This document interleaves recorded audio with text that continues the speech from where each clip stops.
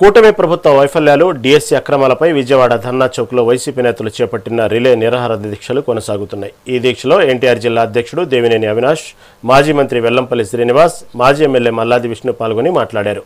DSC స్కామ్పై CBI విచారణ జరిపించాలని, నైతిక బాధ్యత వహిస్తూ మంత్రి లోకేష్ రాజీనామా చేయాలని వారు డిమాండ్ చేశారు.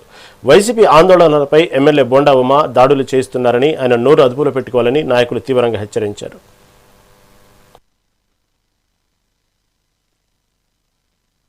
మేము ప్రజా పోరాటాలు చేస్తున్నాం. నీలాక దందాలు వాళ్ళ దగ్గర డబ్బులు వసూలు చేయట్లే. మేము ప్రజలతో కలిసి పోరాటం చేస్తున్నాం. నువ్వు భయపడితే భయపడిపోతావు అనుకుంటున్నావా? ఎలా ఎన్నాళ్ళు భయపడతావు? నువ్వు ఎన్నాళ్ళు భయపడతావు అంటున్నా? చాలు, ఇప్పుడు 2 ఏళ్ళైంది నీ భయాలు, నీ మాటలు చూసి. ఈరోజు ప్రతి ఒక్కరు నవ్వుకుంటున్నారు. ఇటువంటి దద్దమ్మకి మనం ఓటేసి గెలిపించామా అని చెప్పని, ఇటువంటి దద్దమ్మలు ఎమ్మెల్యే అయ్యారని చెప్పి ఈరోజు సెంట్రల్ ప్రజలందరూ కూడా బాధపడతారు. ఈరోజు పేదవాడి రక్తం తాగుతావు కదా బోండవమ్మ, నువ్వు ఒక ఎమ్మెల్యేవా? సిగ్గుచేటు నువ్వు ఎమ్మెల్యే చెప్పాలంటే. పేదవాడి రక్తం తాగుతావా? వాళ్ళు రోజువారీ బతికేవాళ్ళయ్యా. ఈరోజు వ్యాపారం చేస్తే వాళ్ళ ఇంటికి కూడెళ్తుంది. అటువంటి వాళ్ళ దగ్గరికి వెళ్ళి లిరిన్ సెంటర్ కావచ్చు, బీసెంట్ రోడ్డు కావచ్చు, బిఆర్టీసీ రోడ్డు కావచ్చు, ఫుడ్ కోర్ట్ కావచ్చు, ఎక్కడ బండి పెడితే అక్కడ డబ్బులు వసూలు చేసేవాడివి. అటువంటి డబ్బులు అవసరమా? వాళ్ళు ఉసురు పోసుకుంటావు నువ్వు అని మాట్లాడితే నీ మీద సూట్ వేస్తాను. నేను చెప్పినట్టు తప్పే ఉందా? నేను ఏమన్నా? నేను ఉమాకి ఒకటే మీ ద్వారా అడుగుతున్నాను.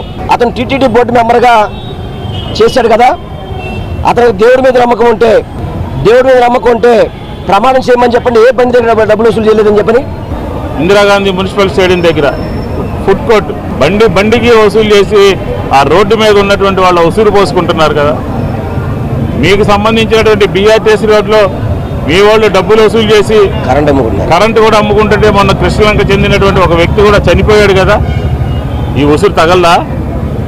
ఏదో మొన్న ఇన్సిడెంట్ జరిగింది కృష్ణలంకలో, అది నా గురించి వ్యక్తిగతంగా మాట్లాడుతూ ఉన్నాడు.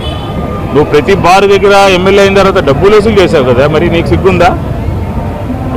వ్యాపారంగానే రూల్ ప్రకారంగానే ఎవరైనా వ్యాపారం చేస్తారు. చంద్రబాబు నాయుడు గారు ఆ రోజు ముఖ్యమంత్రి, ఆ రోజు ఇంటెలిజెన్స్ చీఫ్ లడ్డా గారే అన్యాయంగా ఆ రోజు మేము కాంగ్రెస్లో ఉన్నామని ఏదో ఇన్సిడెంట్ జరిగితే మమ్మల్ని పెడితే కోర్టు చివాట్లు పెట్టి కొట్టేసింది. ఈరోజు నీ అరాచకాలకి, నీ రౌడీజానికి ఏదో చెప్తా ఉన్నాడు. ఆయన్ని చూసింటే భయపడానంట, ధర్నా చౌక్కి మారామంట. మా ప్రణాళికలో, పోలీస్ అధికారులకు పెట్టినటువంటి ప్రణాళికలో, సిఐలకి ఏసీపీలకి పెట్టినటువంటి ప్రణాళికలో ధర్నా చౌక్ ఉంది. ముందు రోజు అక్కడ చేసాం.